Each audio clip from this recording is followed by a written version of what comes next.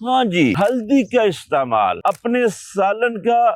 جزو بنا لیں، بلکہ اس کو اس قدر زیادہ استعمال کریں کہ اگر آپ اس کے کیپسول بھی بھر کر استعمال کرنا چاہیں تو کریں۔ اس کو بس اوقات گھی کے اندر، دیسی گھی کے اندر فرائی کر کے بھی استعمال کیا جا سکتا ہے۔ جون جولائی کے موسم میں بھی استعمال کریں، ہر موسم میں بھی استعمال کیا جا سکتا ہے۔ اور یاد رکھیں، ہلدی کے استعمال کے لیے ضروری ہے، اگر آپ نے ایسے ہی ہلدی استعمال کرنی ہے، نظام ہضم کا بہتر ہونا ضروری ہے۔ اگر ہلدی کے استعمال سے متلی محسوس ہو، ابکائیاں آئیں، یا پہلے ہی آپ کو بھوک کم لگ رہی ہو، یا آپ کا معدہ کمزور ہو، تو ایسی صورت میں آپ کو چاہیے کہ نظام ہضم کو تیز کرنے کی کوشش کریں، زود ہضم غذا کا استعمال کریں، اور اجوین، دیسی خشک پودینہ کا قہوہ مسلسل استعمال کریں، حتیٰ کہ پانی کی بجائے بھی یہ استعمال کرتے رہیں۔ تو ایک تو نظام ہضم تیز ہو جائے گا، دوسرا ہلدی کا استعمال آپ کو مفید ثابت ہوگا۔ لیکن ہلدی کے استعمال کا سب سے آسان طریقہ یہ ہے کہ آپ ہلدی کو ہنڈیا میں استعمال کریں، مسالے کے طور پر استعمال کریں، اور